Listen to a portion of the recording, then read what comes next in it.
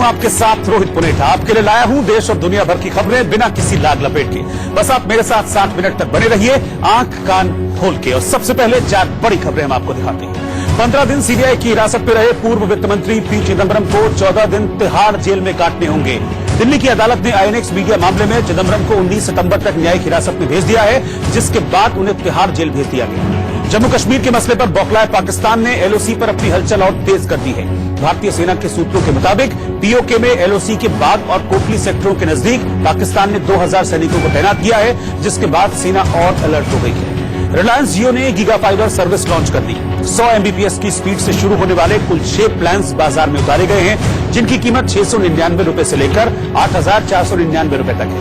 खास बात यह है कि 1299 रुपए का गोल्ड प्लान या इससे ऊपर का प्लान लेने वालों को फ्री में टीवी भी मिलेगा। और अफगानिस्तान के स्पिनर राशिद खान ने बांग्लादेश के खिलाफ खेले जा रहे टेस्ट मैच में एक नया इतिहास रच दिया है। वो 20 साल 350 दिन की उम्र में टेस्ट मैच में कप्तानी करने वाले दुनिया के सबसे युवा कैप्टन बन गए। पहले रिकॉर्ड जिम्बाब्वे के पूर्व कप्तान तेतेंदा टाइबू के नाम था। और आइए करते हैं खबरों की शुरुआत। रूस के व्लादिवोस्तोक में प्रधानमंत्री नरेंद्र मोदी ने ईस्टर्न इकोनॉमिक फोरम के मंच से भारत और रूस के मजबूत संबंधों का जिक्र किया। साथ ही रूस और भारत की सदाबहार दोस्ती की बात करते हुए दोनों देशों के बेहतर भविष्य की उम्मीद जताई। इससे पहले रूस दौरे के दूसरे दिन PM Modi eastern economic forum में चीफ गेस्ट के तौर पर शामिल। इस दौरान मंच पर रूस, जापान, मलेशिया और मंगोलिया के राष्ट्राध्यक्ष बैठे हुए थे, जहां मोदी और पुतिन पहले गले मिले, फिर हाथ मिलाकर बीचों बीच रखी कुर्सियों पर अगल बगल बैठ गए। इस दौरान खास सेशन में मोदी ने रूस को अपना सबसे पुराना दोस्त बताया और दावा किया कि अब इस भागीदारी की जड़ें और गहरी हुई है। आपको मालूम होगा कि एक समय ऐसा था कि जिसमें रशिया और भारत का संबंध ज्यादातर बायर और सेलर का था, और वो भी शस्त्रास्त्रों की खरीदी करने वाला भारत एक खरीदार था। आज ऐसी स्थिति नहीं है।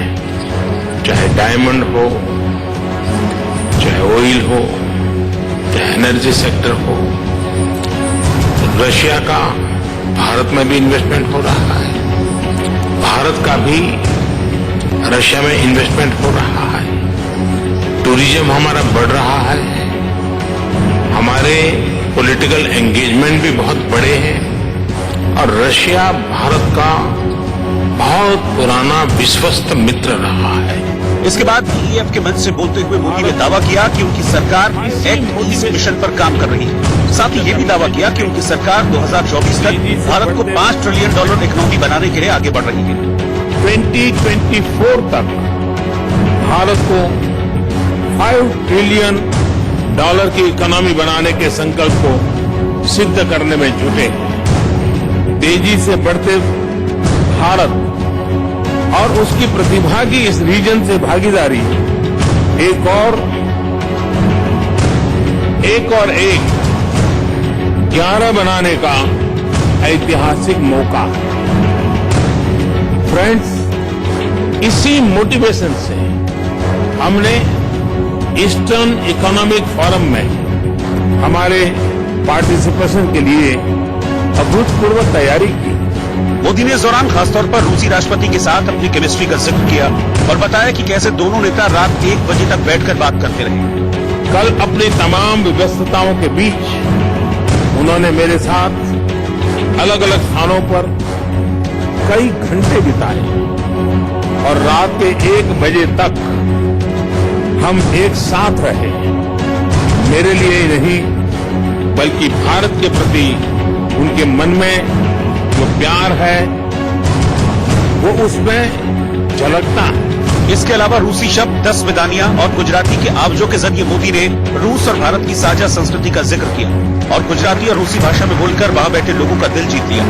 मुझे यहाँ की और भारत की एक और सांस्कृतिक समानता दिखाई दे रही है।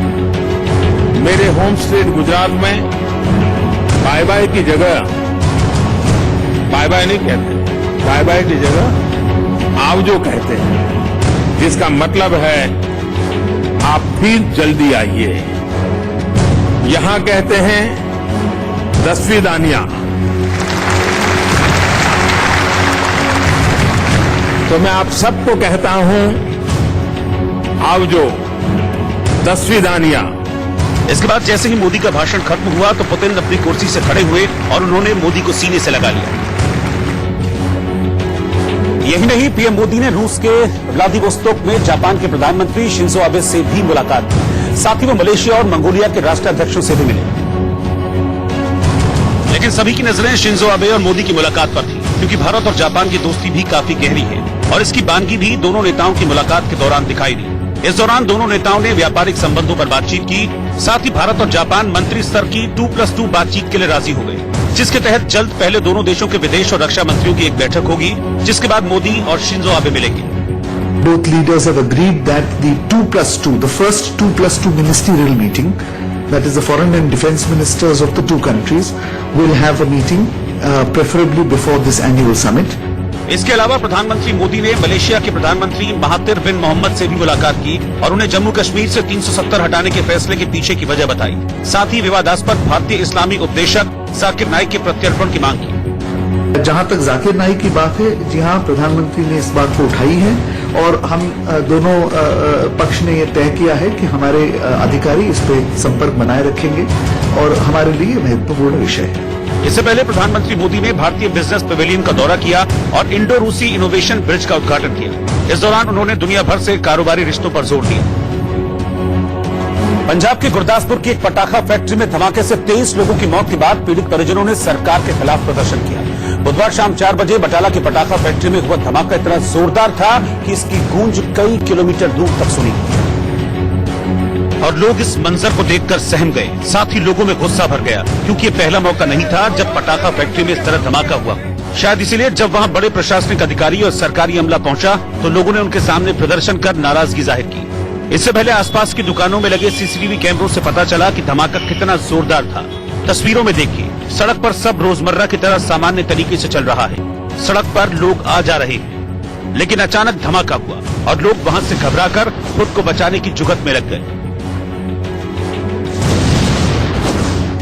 धमाके से जुड़े एक और सीसीटीवी में देखिए कैसे एक ऑफिस में महिलाएं बैठी हैं, लेकिन धमाके और उसकी आवाज से वहां की खिड़कियों के कांच टूट गए, जिसके बाद वहां बैठे लोगों को जान बचाने के लिए भागना पड़ा। इन तस्वीरों से मौत के धमाके और उसके बाद के मंजर को समझा जा सकता है। वहीं धमाके के बाद की तस्वीरों में आप देख सकते हैं कि कैसे घायल तड़प रहे हैं और वहां मौजूद लोग उन्हें उठाकर अस्पताल पहुंचाने की कोशिश में जुटे हैं। जिस जगह धमाका हुआ उसके आसपास की तस्वीरें डराने वाली हैं, क्योंकि वहां धमाके की वजह से कई घर जमींदोज हो गए। इसके अलावा वहां खड़ी कारों की तस्वीरें देखिए, कैसे धमाके के बाद वो काफी दूर नाले में जा गिरी। हालांकि मौके पर पहुंचे प्रशासन ने मलबे में दबे लोगों को निकालने की कोशिश की। साथ ही वहां पहुंची दमकल विभाग की टीमों ने जैसे तैसे आग पर काबू पाया, लेकिन आसपास धुआं होने की वजह से बचाव कार्य में लगी टीम को काफी मशक्कत करनी पड़ी। लेकिन धमाके के दूसरे दिन शमशान पर जब शवों के अंतिम संस्कार की बारी आई तो किसी का भी दिल पसीज जाने वाली तस्वीरों से सामना हुआ, क्योंकि मौत के धमाकों में मारे गए लोगों के परिवार वालों का रो रो कर बुरा हाल था।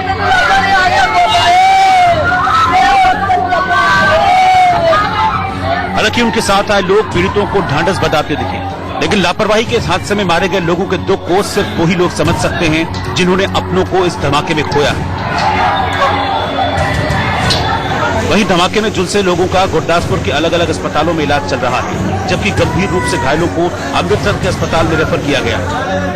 इस बीच मुख्यमंत्री कैप्टन अमरिंदर सिंह ने हादसे में मारे गए लोगों के परिजनों को 2-2 लाख रुपए और गंभीर रूप से घायलों को 50,000 रुपए मुआवजा देने का ऐलान किया।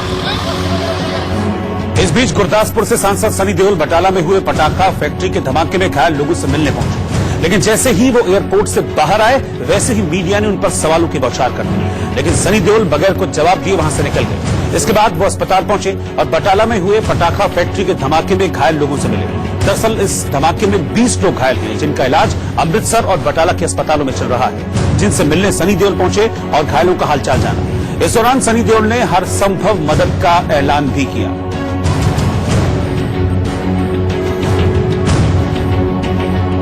जानकारी के मुताबिक 5 सितंबर यानी आज वहां एक शादी कार्यक्रम का आयोजन था, जिसके लिए फैक्ट्री में पटाखे तैयार किए जा रहे थे। इसी दौरान यह हादसा हो गया। हालांकि अभी तक ये स्पष्ट नहीं हो सका है कि फैक्ट्री में किस हद तक सुरक्षा के मानक अपनाए गए, लेकिन ये तय है कि पटाखा फैक्ट्री नियमों को ताक पर रखकर वहां बनाई गई थी, क्योंकि पटाखा बनाने की जो फैक्ट्री है उसके नियम ये कहते हैं कि 100 किलो तक पटाखे बनाने वाली फैक्ट्री किसी घर या दफ्तर से 45 मीटर दूर होनी चाहिए।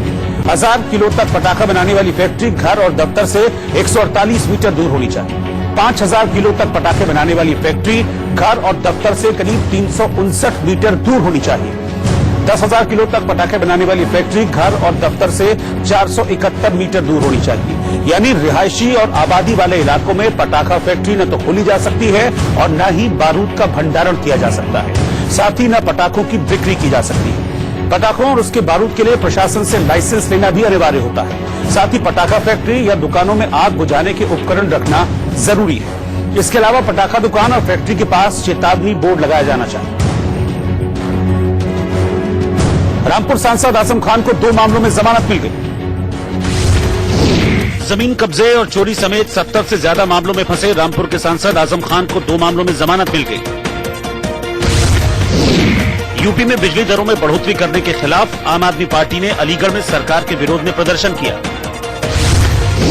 पंजाब के नाभा में भारी बारिश के बाद शहर की सड़कें पानी पानी हो गई, जिससे लोगों की मुश्किलें बढ़ गई।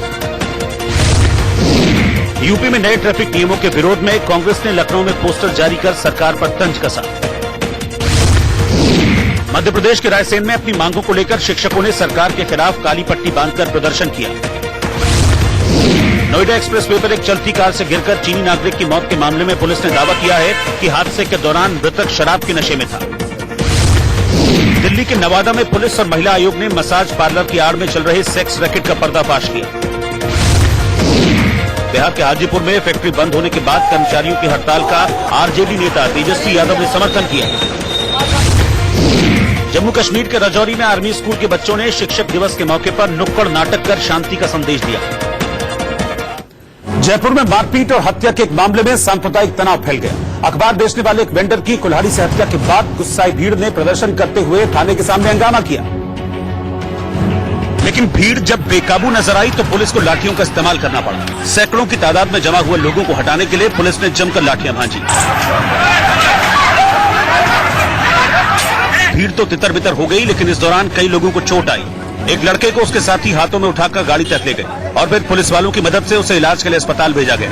इससे पहले भीड़ ने थाने के सामने जमकर प्रदर्शन किया। हत्या से नाराज लोगों ने धार्मिक नारे भी लगाए। पुलिस अधिकारियों ने भीड़ को समझाने की कोशिश की। भीड़ ने हत्या के मामले में मुआवजे की मांग की, जिसे मान लिया गया, लेकिन इसके बाद भी जब बात नहीं बनी तो पुलिस ने सख्ती दिखाई। उनकी मुआवजे की मांग है तो उनकी ये जैसे कि चिट्ठी यहाँ पे रखी है, वो चिट्ठी पुलिस प्रशासन ने ले ली है और वो चिट्ठी यथास्थान पहुंचा दी जाएगी। जो भी उनकी डिमांड्स हैं उनको यथास्थान पहुंचाकर जो भी निर्णय लिया जाएगा वो ले लिया जाएगा। यहाँ तक उनकी मांग को उचित मानते हुए पुलिस ने उनका साथ दिया। उसके बाद वो कुछ अलग सा माहौल बनाना शुरू कर दिया, तो पुलिस ने अलग अलग थानों से जाब्ता मंगवाकर उनको शांत करवाने का प्रयास किया है। मदीना नगर इलाके में एक अखबार वेंडर की हत्या से नाराजगी है। खबर के मुताबिक कहासुनी के बाद मुन्ना वैष्णव नाम के लड़के पर आरोपी रफीक खान ने कुल्हाड़ी से वार किया। जख्मी हालत में अस्पताल ले गए मुन्ना वैष्णव ने दम तोड़ दिया। तो मोटरसाइकिल के ऊपर से आधा पैर पड़ा था उसका, मोटरसाइकिल से उतरने नहीं दिया। मोटरसाइकिल पे मारा को पेपर बांटने वालों को उतरने नहीं दिया। मोटरसाइकिल पे खड़ी मोटरसाइकिल पे मारा उसको। इसके बाद मौके पर जमा हुई भीड़ ने आरोपी की जमकर पिटाई की और बाद में इलाके के लोगों ने दुकानें बंद कर दी। साथ ही पुलिस थाने के सामने जमकर प्रदर्शन किया।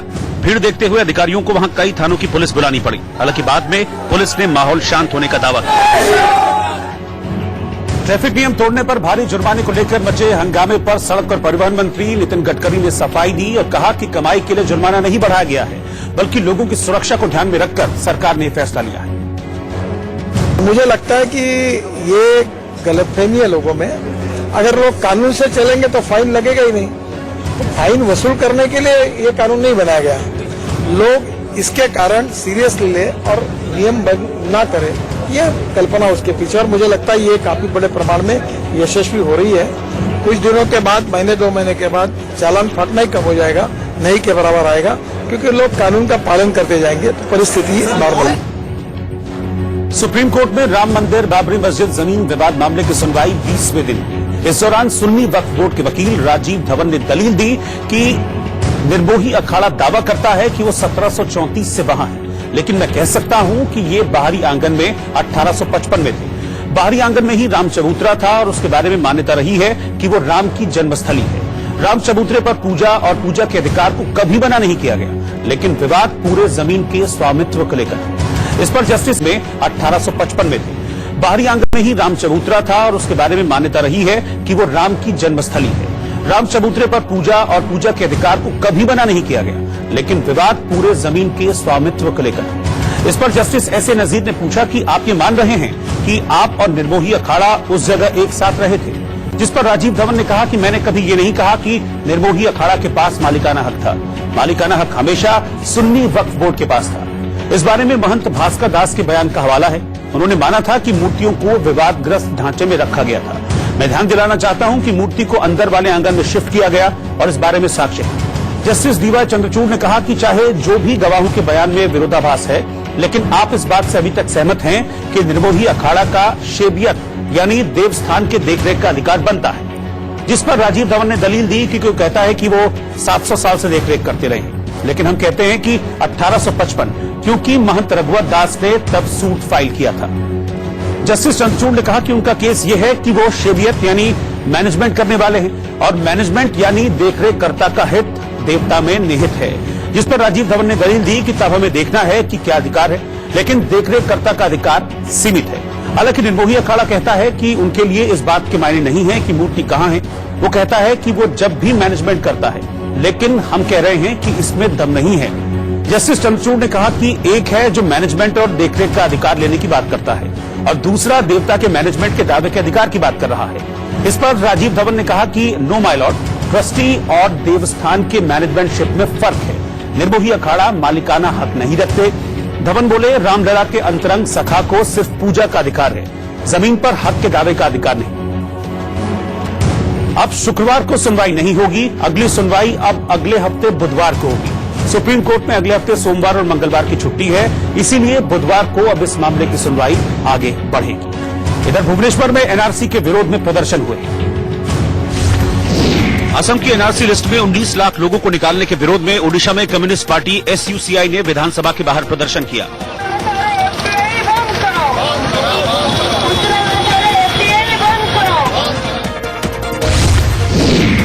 पश्चिम बंगाल के आसनसोल में पिछले 60 दिनों से जेल में बंद बीजेपी कार्यकर्ताओं ने जमानत पर रिहा होने के बाद खुशी का इजहार किया। ये कार्यकर्ता सरकार के खिलाफ आंदोलन करने पर गिरफ्तार किए गए थे।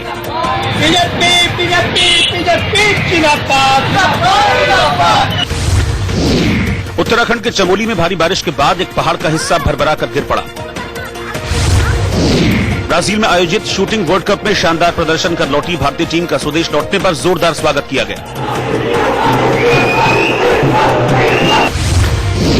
शिक्षक दिवस के अवसर पर बीजेपी के कार्यकारी राष्ट्रीय अध्यक्ष जेपी नड्डा ने दिल्ली में छतरपुर के एक स्कूल में कार्यक्रम में शिरकत की। मुंबई में अभिनेत्री सोनम कपूर ने अंधेरी इलाके के गणपति पंडाल में पहुंचकर बप्पा के दर्शन किए। बहामास में भारी तबाही मचाने के बाद डोरियन तूफान आगे बढ़ गया। पंजाब के लुधियाना में बरसों से बन रहे पुल और सड़क के निर्माण के लिए इलाके के लोगों ने हवन पूजन किया। दरअसल इस पुल का निर्माण काम पूरा करवाने के लिए एक एनजीओ के लोगों ने अनोखे तरीके से विरोध किया, जिसके तहत एनजीओ के सदस्य पुल के नीचे इकट्ठा हुए और फिर ढोल नगाड़े बजाकर लोगों को जगाया। एनजीओ का आरोप है कि बार बार चेताने के बाद भी प्रशासन पुल और सड़क का निर्माण नहीं करवा रहा है, जिसके विरोध में लोगों ने एनजीओ की मदद से प्रशासन को जगाने का काम किया, जिसके लिए सभी लोग पुल के नीचे इकट्ठा हुए। हवन की सारी सामग्री लाई गई। 11 पंडित और दर्जन भर ढोल नगाड़े वालों को बुलाया गया और फिर शुरू हुआ अनोखा प्रदर्शन।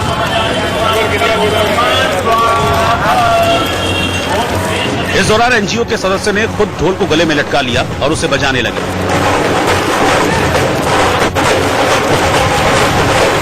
सही मुहूर्त होने पर एनजीओ सदस्यों ने आसन ग्रहण किया और फिर पूरे विधि विधान से हवन पूरा किया, जिसमें इलाके के लोगों ने भी हिस्सा लिया और सभी ने जल्द से जल्द अधूरे पुल और सड़क के निर्माण की कामना की।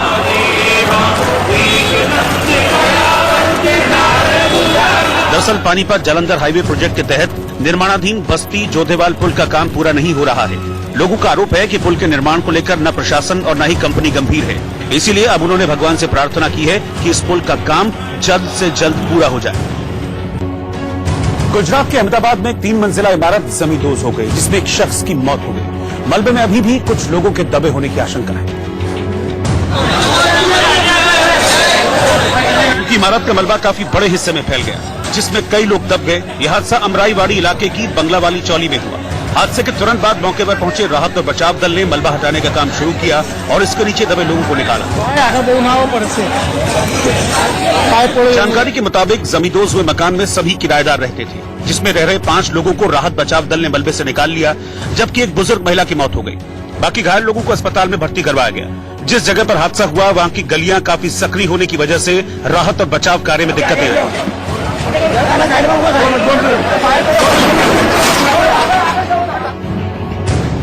और आंख कान खोल के में वक्त हो गया एक छोटे से ब्रेक लिए। एनसीआर में चेन स्नैचिंग की घटनाएं लगातार बढ़ती जा रही हैं। गाजियाबाद में भी चेन स्नैचिंग की एक चौंकाने वाली तस्वीर सामने आई है, जिसमें एक आम राहगीर की तरह दिख रहे आरोपी ने बाइक पर बैठे एक आदमी के गले से चेन छीन ली और मौके से फरार हो गया। और बाइक पर बच्चे के साथ बैठा पीड़ित व्यक्ति बस देखता ही रह गया।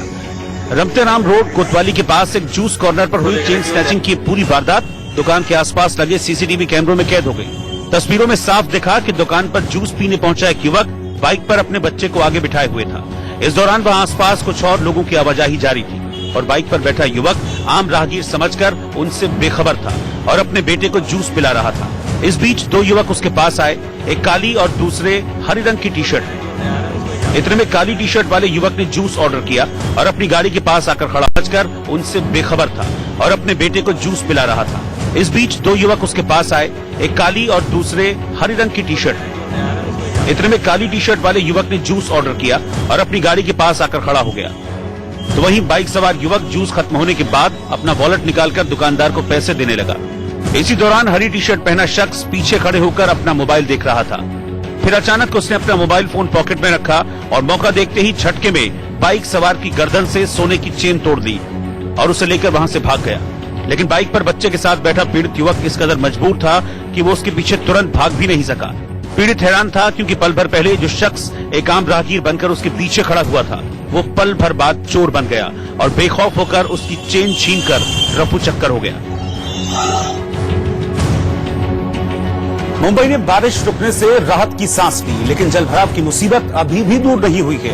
मौसम विभाग ने 2 दिनों तक बारिश की चेतावनी दी हुई है, इसलिए चिंता भी पूरी तरह से दूर नहीं हुई है। स्कूल बंद हैं और मुंबई वाले बारिश के दौरान मुश्किलों को याद कर रहे हैं। सोशल मीडिया पर मुंबई की कुछ ऐसी तस्वीरें सामने आई हैं जिन्हें देखकर हर कोई चौंक जाए, क्योंकि इससे पहले शायद ही किसी ने ऐसा मंजर देखा हो। वडाला इलाके में इस बहुमंजिला इमारत को देखकर देखने वाले हैरान रह गए।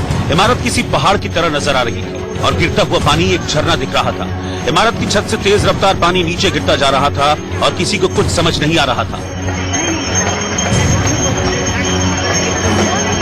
बताया गया कि बारिश की वजह से इमारत की छत पर लगी टंकियों में पानी जमा हो गया और फिर ये तस्वीर सामने आई। हैरान करने वाली एक दूसरी तस्वीर बांद्रा लिंक रोड की है। वहां मार्केट की सड़क पर इतना पानी जमा हो गया कि दुकानों में घुस गया। सड़क पर कारें और दूसरी गाड़ियां फंसी नजर आईं। लेकिन कुर्ला में तो हालात इससे भी बदतर थे। वहां भारी भरकम बसें भी पानी में आधी डूब गईं। जिनका जाना जरूरी था उन्होंने गर्दन तक पानी से गुजरकर सड़क पार की। जो फुर्सत में थे वो किनारे खड़े मजा लेते रहे। बेटा कितना पानी भरा है? मैं नीचे ऐसे खड़ा हूँ, पैर से खड़ा हूँ। पैर पे खड़ा ऐसा खड़ेला है? मुंबई वैसे तो समंदर के किनारे है, लेकिन बरसात में ऐसा भी वक्त आता है जब सड़कें समंदर की तरह दिखने लगती हैं। कुर्ला वेस्ट में लोग काम पर निकले थे, लेकिन सामना समंदर से हो गया।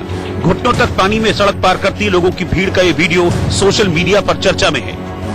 कुर्ला के ही इस हिस्से में सड़क पर कमर तक पानी भर गया। दरिया बन चुकी सड़क पर गाड़ियां भला कैसे चलती, लेकिन अच्छी बात ये थी कि ट्रैफिक कंट्रोल करने वाली लाइट्स बराबर काम करती रही।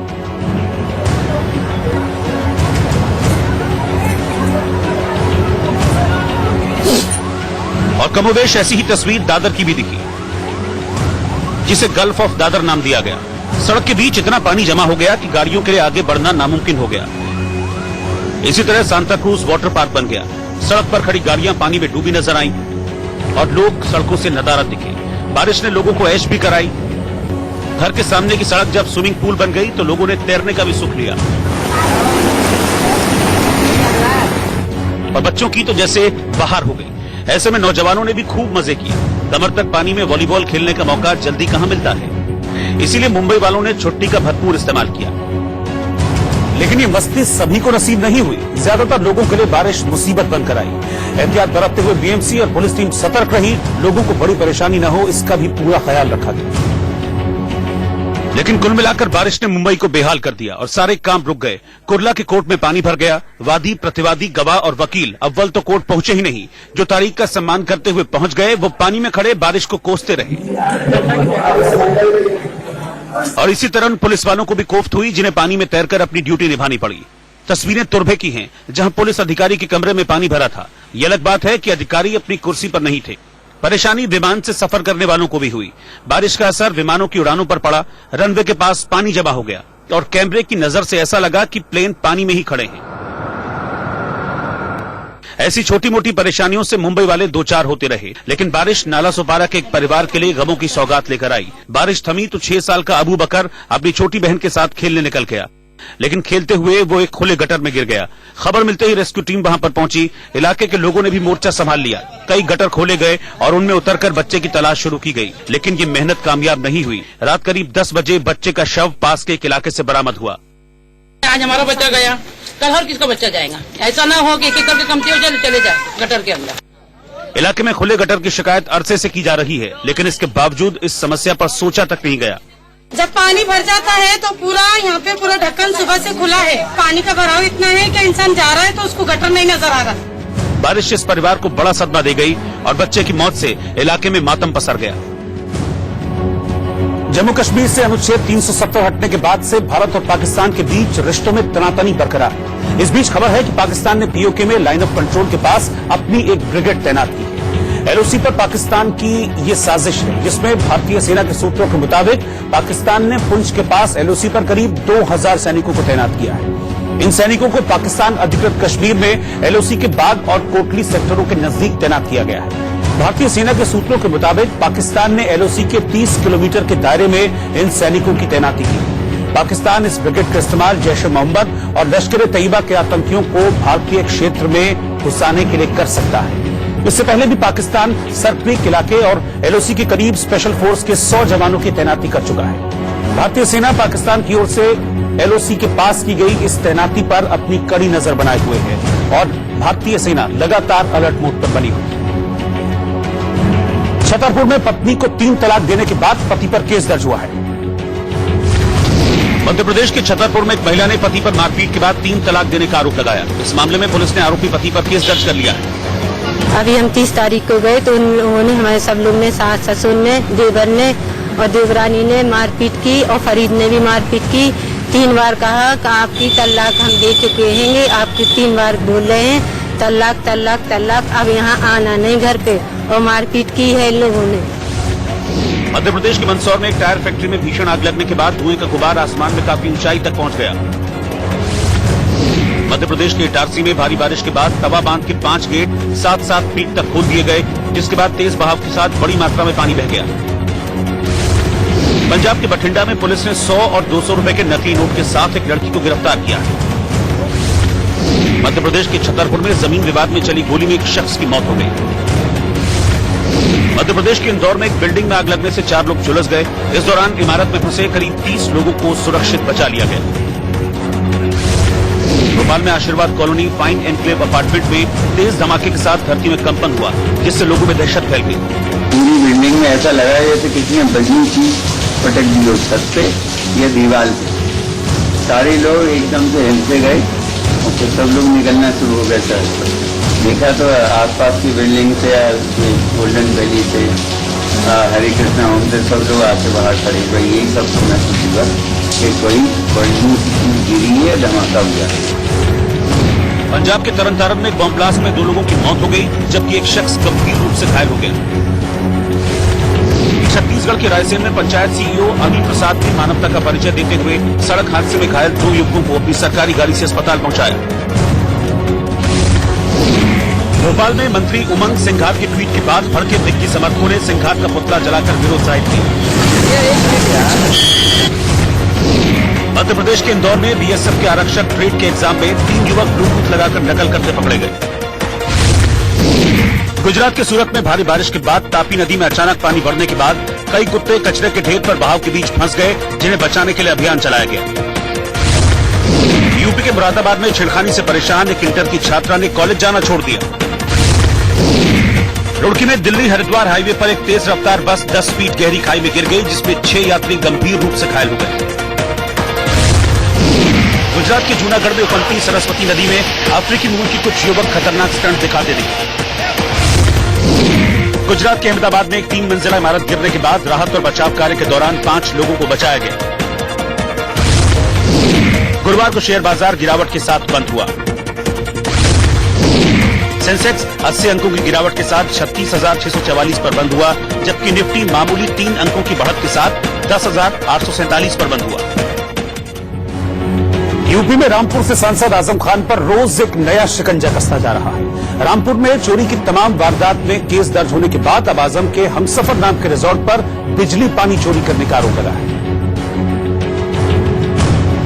और जैसे ही यह मामला रामपुर के बिजली विभाग के संज्ञान में आया, विभाग के आला अफसरों ने आजम के ड्रीम रिजॉर्ट हमसफर पर पहुंचने में जरा भी देर नहीं लगाई। अपने पूरे अमले के साथ हमसफर में कदम रखा और थोड़ी ही देर में बिजली विभाग के कर्मचारियों ने बड़े एरिया में फैले रिजॉर्ट के तारों को खंगाल कर रख दिया और तुरंत बिजली काट दी। तुमने किसकी लाइट काटी है? रिजॉर्ट की लाइट काटी है। तो किसका है रिसोर्ट? तो कभी आके देखा आपने पहले? नहीं आया। क्यों काटी है? ये अवैध लाइन चल रही थी। लेकिन आजम के रिजॉर्ट की सिर्फ बत्ती ही गुल नहीं हुई। रिजॉर्ट के बगल में लगे सरकारी ट्यूबवेल से पानी चुराया जा रहा था, जिसकी शिकायत किसानों ने विभाग से की थी। लगे हाथ विभाग ने रिजॉर्ट में पानी चोरी के पूरे इतिहास को खंगाल डाला। नलकूप विभाग की तरफ से ये लगाया गया है, यहाँ के पसियापुरा शुमाली के काश्तकारों के लिए था वो, तो उसमें से ये देखा गया है कि अभी कुछ कुलाबे तो बने हुए हैं, लेकिन जो बगल के काश्तकारों का कहना था शायद कि उनको पानी नहीं मिल पा रहा है, लेकिन अभी इसकी और रिकॉर्ड वगैरह से जांच करने के बाद ही क्लियर हो पाएगा कि इसका पानी कहाँ कहाँ जाता है और कहाँ पे प्रयोग किया जाता है। हालांकि बिजली पानी की चोरी के मामले में अभी प्रशासन ने शुरुआती कार्रवाई की है, लेकिन जिस तरह से रामपुर का प्रशासन अपने फुल एक्शन में है, उससे ये तो तय है कि आजम पर आज नहीं तो कल बिजली और पानी चोरी का भी मुकदमा दर्ज हो ही जाएगा। जियो से मोबाइल क्रांति ला चुकी रिलायंस जियो ने अब एक नया धमाका किया है। रिलायंस की home broadband service giga fibre launch हो गई है, जिसके तहत जियो गीगा फाइबर का रेंटल प्लान 699 रुपए से लेकर 8,499 रुपए की रेंज में होगा। जियो का शुरुआती प्लान 699 रुपए का है। ब्रोंज प्लान है, जिसमें यूजर्स को 100 MBPS तक की स्पीड मिलेगी, जबकि अनलिमिटेड डेटा के प्लान्स आगे और भी है। इधर दरभंगा में बिहार संपर्क क्रांति एक्सप्रेस में आग लग गई।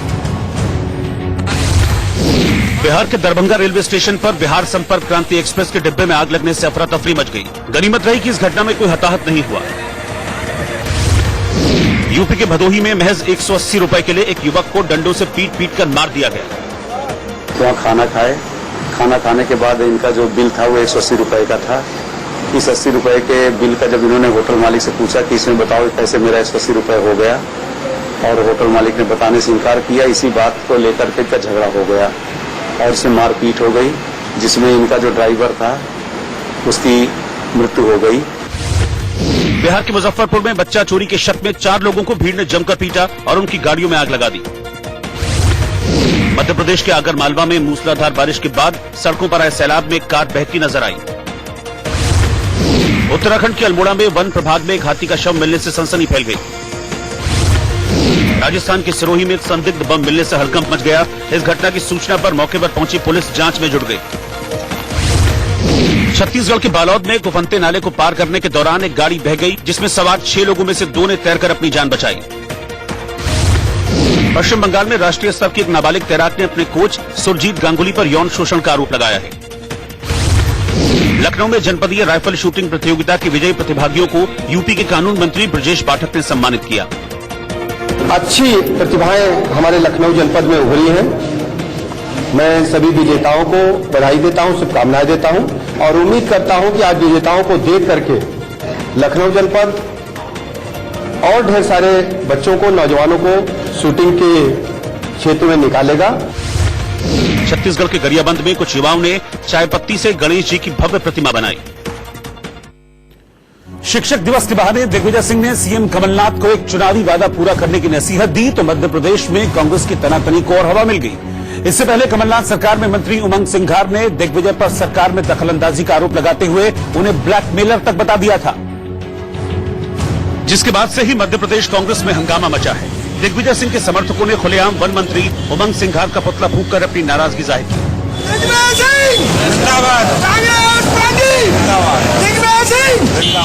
उमंग सिंघार का न सिर्फ पुतला जलाया गया बल्कि उनके खिलाफ जमकर नारेबाजी भी हुई।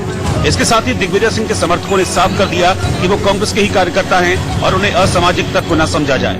मंत्री उमंग सिंघार ने पहले ही दिग्विजय सिंह के खिलाफ मोर्चा खोल रखा है, लेकिन उनके नए ट्वीट ने आग में घी का काम किया। उन्होंने बगैर कोई नाम लिए लिखा, उसूलों पर आंच आए तो टकराना जरूरी है, अगर जिंदा हो तो फिर जिंदा नजर आना जरूरी है, सत्यमेव जयते। यानी संकेत साफ था कि उमंग सिंघार दिग्विजय सिंह के खिलाफ अपनी लड़ाई में पीछे नहीं हटे हैं। हालांकि बताया जा रहा है कि उनके दिग्विजय सिंह के खिलाफ दिए बयानों पर उन्हें कमलनाथ से फटकार लगी है। वहीं इस मामले में अभी तक चुप रहने वाले दिग्विजय सिंह ने भी एक ट्वीट करके इशारों में कमलनाथ सरकार को घेर लिया। उन्होंने लिखा कि अतिथि शिक्षक व अतिथि विद्वान शिक्षकों को कांग्रेस वचन पत्र में किए गए वादों को हमें पूरा करना है। मुझे विश्वास है माननीय मुख्यमंत्री कमलनाथ जी कांग्रेस वचन पत्र में किया गया हर वचन पूरा करेंगे। चर्चा है कि मध्य प्रदेश में कांग्रेस अध्यक्ष पद के लिए दिग्विजय सिंह और उमंग सिंघार के बीच जंग छिड़ी हुई है, लेकिन इस लड़ाई में इन दोनों के अलावा ज्योतिरादित्य सिंधिया भी शामिल हैं, जिनके समर्थकों ने भोपाल में बैनर और पोस्टर लगाकर उनको पार्टी प्रदेश अध्यक्ष बनाए जाने की मांग तेज कर दी। बैनर पर अध्यक्ष पद के लिए सिंधिया का समर्थन करते हुए उन्हें अपना नेता बताया गया है। आसार है कि दिग्विजय सिंह और कमलनाथ सरकार के मंत्री उमंग सिंघार के अलावा ज्योतिरादित्य सिंधिया के रेस में होने की वजह से कांग्रेस की सिरफुटअव्वल बढ़ सकती है। पीओके में एक बार फिर आतंकवादी कैंपों के सबूत मिले। पीओके में एक बार फिर आतंकवादी कैंप होने के सबूत मिले। पीओके की रावलकोट पहाड़ी से तस्वीर सामने आई, जिसमें आतंकी बैठक करते हुए दिखे। शिक्षक दिवस के मौके पर राष्ट्रपति रामनाथ कोविंद ने दिल्ली में देश भर के चुनिंदा शिक्षकों को राष्ट्रीय पुरस्कार से सम्मानित किया। जम्मू कश्मीर में अनुच्छेद 370 वक्त है हमारे उस खास सेगमेंट का जिसमें हम आपको दुनिया भर में होने वाली ऊटपटांग हरकतों को दिखाते हैं, लेकिन इस नसीहत के साथ कि ये सब आप अपने साथ दोहराने की कोशिश बिल्कुल भी ना करें, क्योंकि कुछ चीजें पेशेवर लोग ही कर पाते हैं।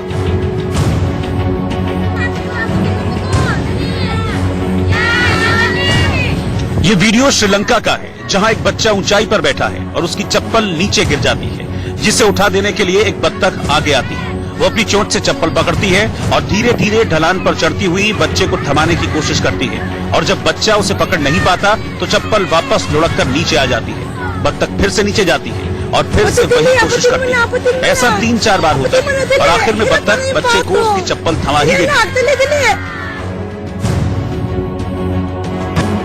अजीबोगरीब हरकत का वीडियो हांगकांग का है, जहां एक युवक एक खीरे के साथ करतब दिखाता है। वो हवा में उड़ते खीरे को बिना छुए कभी बाएं से दाएं ओर तो कभी दाएं से बाईं ओर घुमाता है, जिसे देखकर लोग हैरान भी होते हैं। लेकिन तभी पीछे से उसकी बहन आती है और वो खीरे पर हाथ मारकर उसे गोल गोल घुमा देती है, जिसके बाद करतब दिखाने वाले युवक की पोल खुल जाती है। ये वीडियो कोरिया का है, जहां एक युवती अपने घर की बालकनी में खड़ी होती है। तभी पीछे मेज के ऊपर एक केकड़ा अपने डंक में एक माचिस की तीली लेकर आगे बढ़ता है। वो युवती पर अटैक करता है। उससे पहले युवती पीछे मुड़ती है और अपने पैर से उस माचिस की तीली को जला देती है, जिससे केकड़ा जल जाता है और पीछे चला जाता है।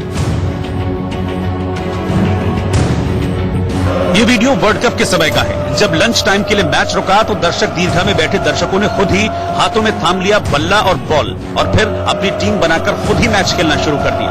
और तो और इन्होंने पहली ही बॉल में अपनी जीत भी पक्की कर दी। अब जरा इस वीडियो को देखिए। वीडियो में नजर आ रहा चीन का ये युवक अपने हाथों की ताकत को दिखा रहा है। पहले ये ईंट को उससे भारी पत्थर से तोड़ देता है, उसके बाद उस भारी पत्थर को अपने हाथों से चोटकर तोड़ देता है। इससे भी इसका दिल नहीं भरता तो फिर ये एक भारी पत्थर उठाता है और इस बार वो हाथ से नहीं बल्कि अपनी 2 उंगलियों से चोटकर पत्थर के 3 टुकड़े कर देता है।